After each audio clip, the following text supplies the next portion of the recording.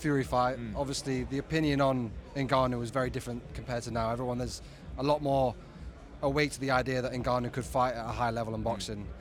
I just overheard you saying that you don't think that he could, not that you don't think, it's possible that he could beat any top 10. The British title is a tough fight for him. Yeah, I do. And you know, obviously his performance against Fury was great. I was one of those guys that wrote him off completely.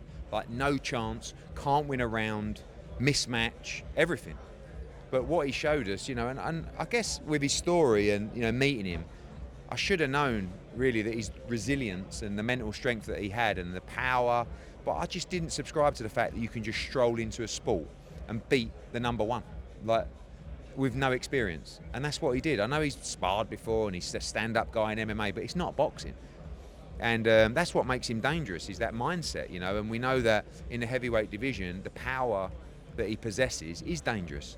The size that, I mean, he's massive. Like, I'm looking at the guy, his head is huge, like twice the size of AJ's, and he's a beast.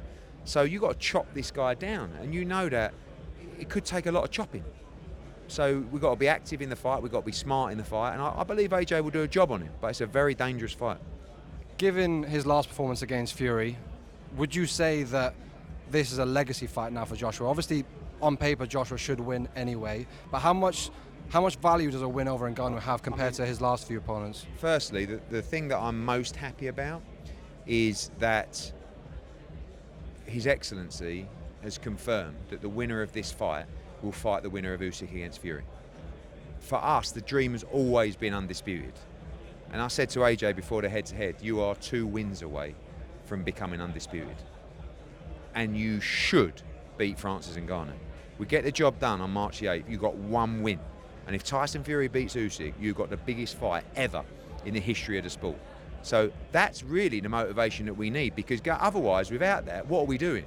All right, it's a big payday, you know, it's a fight the fans want to see, it's exciting, someone's going to get knocked out, but we got a plan, and the plan is legacy, belts, and now this will take us to exactly where we want to be. We talk about the new era of boxing and how amazing some things are happening, you know, the Middle East being the future of the Mecca of fighting. I had a question really about the O in boxing. It kind of had a stigma for a long time that, you know, you wanted to stay undefeated, and once you had 1 or 2 losses, you were kind of overlooked. Comparing it to MMA, where you have, you know, so many different opportunities for fighters to win. You look at people like Charles Oliveira, who have, you know, 7 losses and still become a world champion. Do you think the tide is kind of changing now with boxing? Sure. I said to a kid, you know, on Saturday night I watched a show, obviously Callum Smith against Beterbiev. There was a kid on the undercard called Sal Sanchez, right? And he boxed Jason Maloney. It's a brilliant fight. Like, I was going to say fight of the year contender. It's only January the 13th, but and I saw him at the airport the next day, right?